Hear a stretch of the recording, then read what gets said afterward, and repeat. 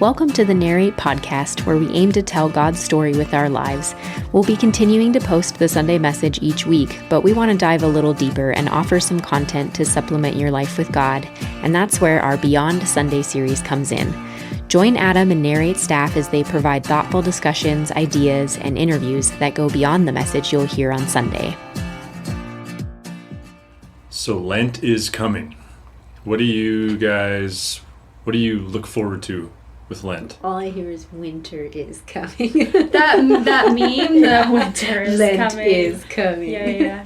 What do I look forward to in Lent? Because you did it as a child? Yeah. And did you, Hannah? I did, yes. But it was like we eat soup in the church basement once a week. That sounds. And I'm not sure what else we didn't do the give up something when I was a kid. That was like, we just didn't do that. But I don't know. I liked that everything was purple. That's my favorite color. Purple's your favorite color? Yes, it really? is. Wow. Should have went to Laurel. So I thought that was cool. But now I look forward to Lent because it's a time to like slow down and really contemplate your practices and what you're doing. And I mean, I really enjoy taking stock of like what am I doing in my time with God? Is it working? Can I grow in that area? Just being intentional. How about for you? I think speaking to the church calendar a bit, like I love the rhythms of fasting and then feasting. And I think there's something about Lent that like, not to call it like forced fasting, but there is something about like depriving yourself for a little bit in order, like you said, let's say, to focus on like, how is my relationship with God? Are these practices working? Like how, like when you're doing that fasting, you just start to think about those things more intentionally. So I enjoy that time of like, giving things up that I love or skipping meals and just really trying to focus on like, how is God going to use this? And then Easter's coming and then you get to feast. Yeah. I was listening to Ashley recently and I appreciated the way she talked about at Lent you give up something good. Like that was a helpful, and she had these categories of meat, alcohol, and sweets. But her point was, you're not punishing yourself, you're giving up things that God has called good in order to join him in his own kind of lead up to suffering. And so her conversation, I'm looking forward to exploring a little bit more on Sundays, is just, it's not about punishing yourself, it's about thickening your relationship with God and becoming stronger. She also made this joke that if you're giving up something like video games or porn, like that's not fasting, that's called repenting, which I thought was a really funny kind of way to think about it, because you're not just categorically giving up stuff that you shouldn't be doing. You should be doing that anyway. Right. Just because you spend your time doing it doesn't mean it's something that's worth like giving up. Yeah. But I appreciated her emphasis that like those are all things that are good. It's not like you're not giving up chocolate because it's otherwise bad. You're giving up chocolate because God gave it to you, it's good, and you're like joining him in that. That was a helpful observation for me. Yeah, I do like that. I think I like Lent more conceptually than I ever have really in practice, because it's hard. Yeah. It's really you hard. really like, you do the whole like, you schedule out your Lent, right? And you kind of like, try. if you're gonna, well, yeah, talk about that, because in case people don't know. Well, I've just found, like, especially in our culture, spring break falls in the middle of it. Yep. And so that always blows up my Lent. And so I did this, I think, successfully with Advent this year, where I forced myself, if there were going to be cheat days, I mean, I love the Sunday thing, and I do that, but to pre-decide what they were. So if something pops up that I hadn't like pre-decided, and then obviously there's this conversation of like how many things I allow myself to pre-decide. So like, for example, I'll probably end up doing a bike trip with some friends the week leading up to it that Hannah's speaking, and I'll just write into my schedule like I'm not observing Lent, or I'm not observing my fast during those days. Sure. And then if there's other, well, like Daryl's Parkinson's thing, like that's probably one where I'll allow myself to have a beer at his celebration. Yeah.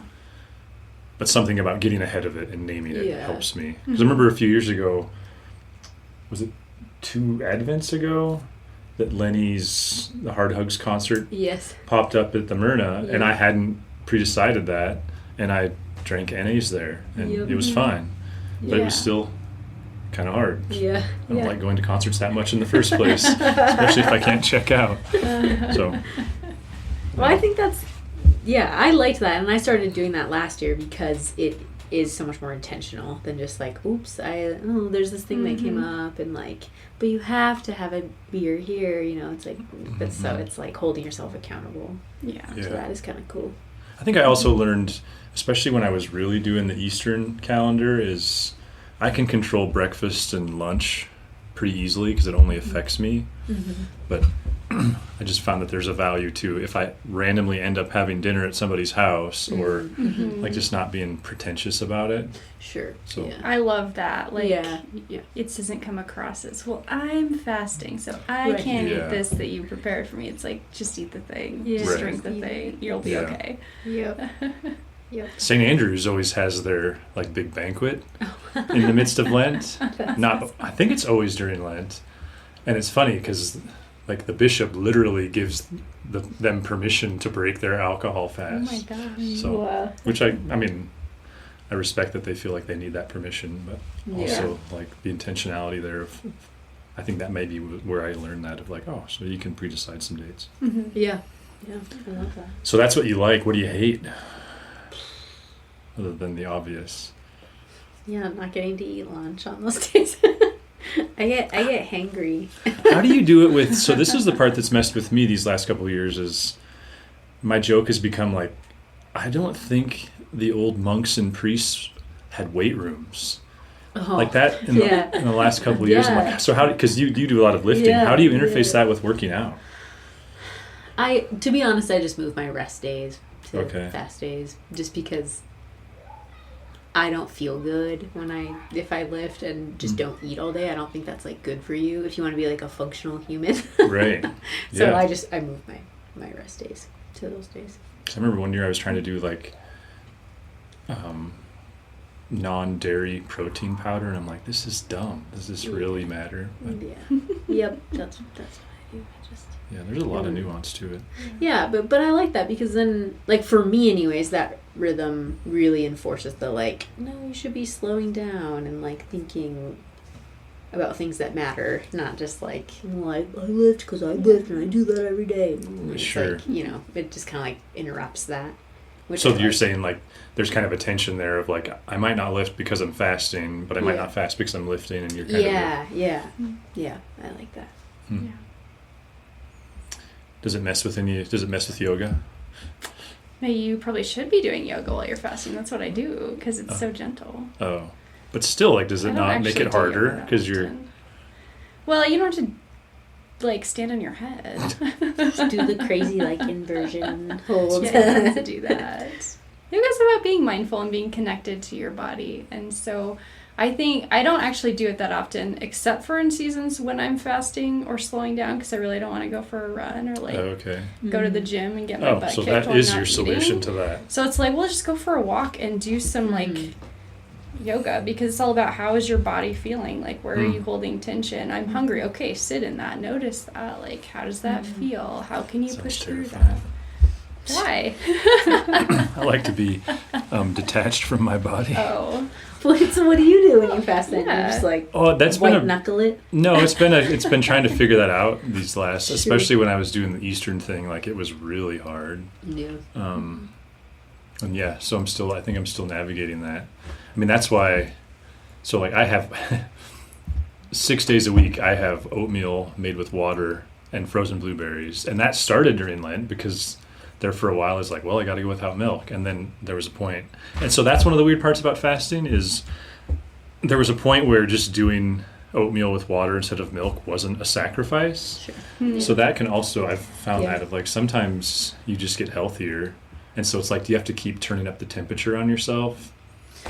I actually thought about that last year because I totally agree. I'm like a routine person and I feel like I could eat the same thing every single day and like, so yeah, some of that stuff, I I was just talking about that the Yeah. other day. That, like, then it stops feeling like a sacrifice because you're like, I'm totally fine with this.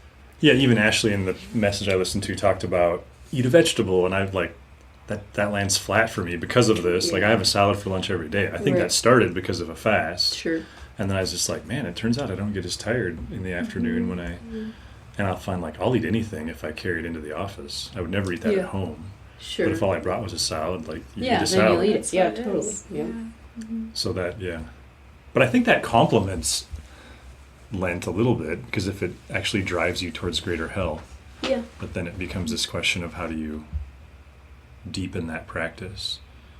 It feels like even how big dry January has become, which is neat in its own right, to me validates the whole argument for the church calendar. Because I mean, I respect people who did it, and I think there's a place for it, but I find myself going like, oh, I've got an aversion of that every Advent and every Lent, even though they probably generally do it better than I do. So I like that part of it. Yeah. Meat's not that hard for me. Cheese. That one's hard for me. Nachos is hard. Yeah. So is there anything you hate about it?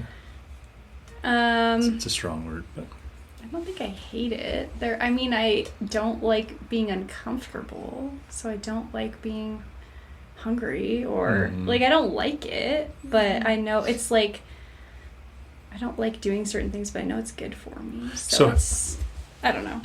I don't hate any part about it, I guess. I feel like you might be the most accomplished faster of the three of us at this point. What does that look like for you? What? Like when you fast, when you reference that, how do you do it? So typically what I do is on Wednesdays I will skip lunch and do the noon prayer thing, and that's like kind of my fasting practice. Sometimes I'll do like I can't not eat breakfast. I will I think get a migraine, so I'll like either eat breakfast before the sun comes up and then not eat until the sun goes down. So I really love it's that like Muslim. Well, okay. Right? Isn't that what Ramadan's all about? Is you can eat? I think it is. I don't know. I think that's how Muslims define fasting. I actually really love that rhythm, especially in Advent when it's like dark forever, so it's not really that big of a stretch just to like kind of connect yourself to like the earth and creation. Interesting. So I kind of love that pattern, like sun up to sundown I'm not eating. And that's what you'll do on Wednesdays then? Yeah, I do that on Wednesdays, and then I'll just do like water or tea during the day. Yeah. Do you do any throughout the rest of the week then? Do you do alcohol, alcohol, sweets, I'll have like different like alcohol or whatever I'm like struggling with it or like really wanting at that time. I'll just try to give it up, and I usually do Fridays as my cheat day, not Sundays. So but a lot of times if I don't need a cheat day, I just don't take it, or I'll just decide like do not do it. I usually do 2 cheat days, Friday and Sunday. Really? Well, not always, but like I think too what helped me during Advent was tying it to like a specific thing you're praying about. And so every time I was cranky or like what am I doing, like I was like, okay, I wrote down this intention at the beginning of Advent. So you are specifically like wanting to hear from God about these things, and so now when it's hard, now it's your time to like pause and then lean into that intention. So I think setting an intention, that's a very yoga thing to do. You set your intention before your practice, set your intention before your fast. Like, what am I hoping to hear from God? I got that from you last year. I love that. That is really helpful. Yeah. because for you during Advent, that was the ordination stuff. Yeah, it was. It's a big thing. And so I spent a lot of time in prayer actually going like, oh yeah, I'm waiting to hear from God about this. Am I actually listening? Because a lot of times we go, oh, I'm praying about this, and then I'm cranky that I'm hungry and I keep going. But we forget to like stop and use those moments to try and really pay attention to what God might be saying.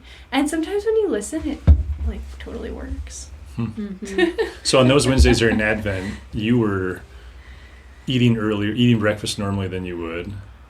Yeah. And then probably eating dinner a little bit later than you would. Well, we have students on Wednesday nights, so we would eat, about 7 with them. So I like that. try eating Papa Murphy's after you've been fasting. It's not great, Ooh. but Yeah. yeah, so that was kind of our routine. Like, we'll break it with students at night. It goes with the Wednesday, Friday. I mean, that's the, like, in the DDK, right? And those were the days, was Yeah. Wednesday and Friday. Yeah. Okay, well, maybe we should talk about our specific calendar. Yep. Ash Wednesday, February 18th, Yeah. 12:10. Who's in the band? It is Jonathan and I, and then Shannon and Anthony Wood and Brandon. Oh, wow. Sweet. That'll be fun. Yeah, it'll be a fun little group.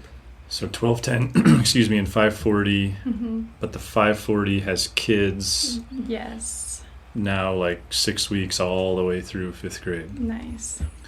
And Lexi's doing her own. I'm excited for that. She's going to do a kids specific Ash Wednesday all the way, including the ashes. I love I it. haven't heard if Gay's going to do that to the babies. That would be awesome. Pick Yeah. up your baby. Yeah. That's awesome. Makes me think that we're going to have 3 people at the 12:10. I know. Right, I'm so and then curious. Yeah. 5:40 is gonna be a rodeo. Yeah. But it's fun. I mean, historically, I feel like we might have talked about this recently, but I'm proud of the fact that, I mean, first of all, our Ash Wednesday started before any of our other ancient faith things. Yeah. Before any of us had even heard of C4SO. But also, my friends that I talk to in the C4SO world, they're in that, like, 10 to 30% of their church goes to Ash Wednesday, and we're like in the 50 to 60. So that's kind of fun. That is That's cool. very cool. Be interesting to see how it goes this year. Yeah. We're not doing communion this year at Ash Wednesday, just ashes. Kind of bring the emphasis there. Yeah. And then we're starting a series. So what would that be? The 22nd? We're starting this series called Ready Made Prayers, which has a big piece of just the worship in general, because really what we're going to study are the Psalms from the lectionary and talk about, we give lip service to that we're praying these, we're not reading them, but anything you're excited about from that? Well, I just think since we've been using that language for a while now, I think it'll be really meaningful to dig into that actually and go, okay, we've been saying we're praying these, but like, how do you do that? This is weird. This feels odd. Like, how do we do that? So I'm just really excited for that. Yeah. And the book that we're kind of digging into. It's a good book. I'm excited to start that. I'm really challenged by his notion that if we were really to analyze ourselves, most of us think about God more than we talk to God. Man, that's I think I would agree with that for me. So for challenging. Sure. That's really challenging. Yeah. Are the Psalms a part of your daily practice? Mm-hmm. How long has that been the case? 3 or 4 years, probably. Wow. Yeah. And you just picked them up, Hannah? Well, You used to. I just discovered this whole part of no. I used to do, like, when I was doing a different plan, he would say, like, now we're going to pray the Psalms together. And I loved it. Mm-hmm. And then I did that, and I wanted to do something else. And then I was like, well, the Psalms take up a lot of time, and I don't get them, so I'm going to cut them. So I cut them for, like, 2 weeks. Started the book by Eugene Peterson, and I was like, oh, crap. These are really important. So I just added them back in. But I think just even, I'm only a chapter into that book, and he kind of emphasizes, like, they're not about you and what you're going to get. Like, this is about who God is, and they're God-centric. And even just in the last few days, that's shifted how I read the Psalms. Like, it's not about me. That could be my first tattoo. Hey, it's not about me. It's not about me. Everybody's first tattoo. Like, they're so good when you look at them through the lens of, like, how do I learn about who God is? Like, you're like, oh, so good. Yeah. I mean, I respect all of that, and I'm probably two maybe more years into doing them most days, and I'm still maybe batting 250. Like, I'm trusting it, but it's hard. But I mean, it's hard to not respect, like, all of these spiritual giants. Just saw it as a non-negotiable. So Yeah. including Jesus, who clearly like used the Psalter quite a lot. Mm-hmm. So anyway, so we're going to do that series, try to have some fun with it, Mm-hmm. but also do some meaningful work. Mm-hmm. And then Good Friday, Mm-hmm. which is during spring break, so it could just be a staff gathering. We'll see. Yeah. To be determined. Yeah. She'll be year 2 of Good Friday. Mm-hmm. Anything stand Yeah. out to you guys from last year's Good Friday? Wait, is that April 3rd? Correct, yeah. Okay. Yep. 12:10 and 5:40, unless Mm-hmm. 5:40 is a rodeo. For That's Ash true. Wednesday. Yeah, Yeah. we'll see how that goes. Okay. Yeah, I guess that's true, because I'm guessing we'll roll back the kids' experience again, so Yeah, I guess we'll just have to see. yeah. Yeah, that's a thing. Mm-hmm. Hmm. I mean, it's a We great did- problem to have. We did the prayers of the people. Is that what it was called? That like responsive prayer thing Mhm. on Good Friday. I really Mhm. liked that. That was kind of cool. And we did, what was that?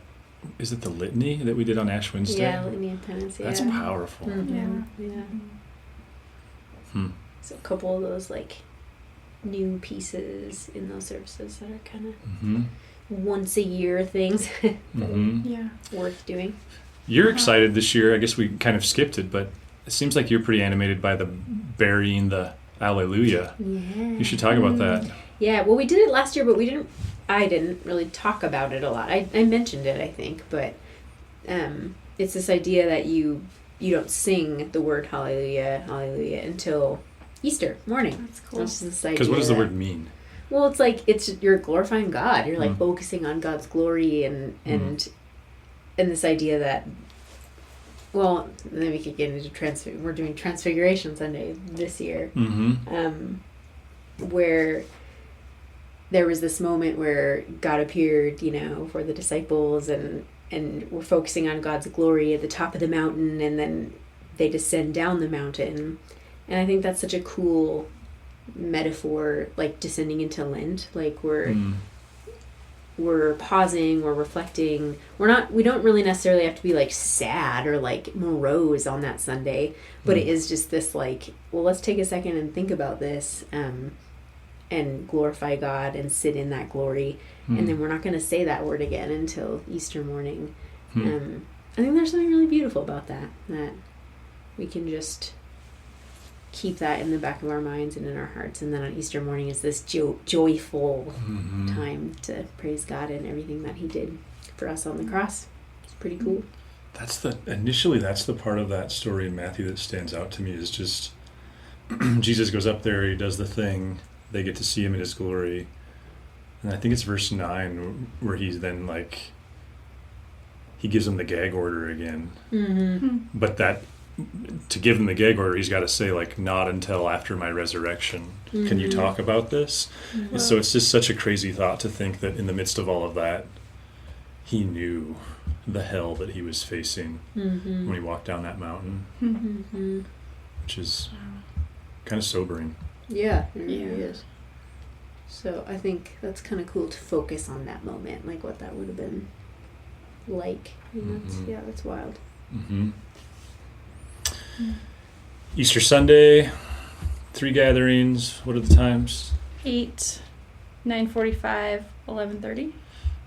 Sounds right. I think it's wrong in Planning Center now that you said that out loud. I think I put it the wrong time, but that sounds that like right? the right. That Yeah, sounds right. that's right. Yeah, That's right. yeah. Which should be fun again. Mm-hmm. It's- And then we also have the morning prayer Oh yeah, let's talk about those. Oh, yeah. Wednesdays. Wednesdays in Lent at 12:10. Yep. Yeah. 12:10. Yeah, this will be the Is second the- year. The second? Oh no, because we do it Advent, so that is throwing me off. Okay. Yeah, Yeah, second year. Second year. Lent. second year. Lent. Yeah. But we saw growth. I mean, our average Yeah. was up. I mean, 20 to 30 is a 50% growth, even though it's 20 to 30. But still, we saw. It'd Yeah. be interesting to see what happens with Lent. I just had lunch with somebody yesterday who's not lunch, is hung out with, really not in any way animated by Anglicanism, has no background of it, came to the Advent prayer things, and they really resonated for this person. So, which I think That's is the great. goal. That's And I like your idea of incorporating fasting into Wednesday. I'm probably going to steal that. That's what There you go. I do mine on Wednesdays. Mm-hmm. Just something about then like sitting in that prayer service is like, I don't know, it just feels really Yeah. intentional. Yep, it does. The last 2 years have read a Narnia book during Lent, like in preparation for the next one we were going to read, and because I'm not good at reading fiction, and that was a good practice for me, kind of in the evenings, which we'll see. I mean, historically, you start in Lent and it's 20 below, and Right. Yeah. that'll make this a unique challenge this year, I think. That's true, Mhm. yeah. Or it'll like really make us feel it, because come March, when we're all ready for spring, winter's going to hit. Totally. Oh, And then yeah, we'll- it'll say be that. depressing. Well, then And I we'll- can finally do all those jigsaw puzzles. Yeah, you're prepared. I don't know, I might just be a pessimist, but that's what I've been telling myself. Like, we're going to get our hearts broken in March. Yeah. But I hope. I mean, you kind of, at this point, kind of have to hope for it. But I know, otherwise summer's going to be yeah. toasty. Yeah.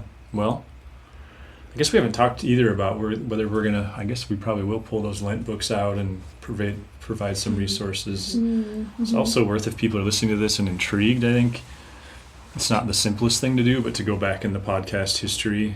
Like, we've, in the last few years, probably given more energy to the kind of build out of what is Lent and why does it come from, probably more than we will this year. Yeah, Yeah. Anything else? I think so. Giddy up. It's like Lent and then ales. 50 days of Easter. Yeah. Yeah. It's Yeah. true. It's all coming. All right. Well, thank you. If you'd like to learn more about Narrate Church, find us online at narratechurch.org. You can also look us up on Facebook or Instagram. Thanks for listening.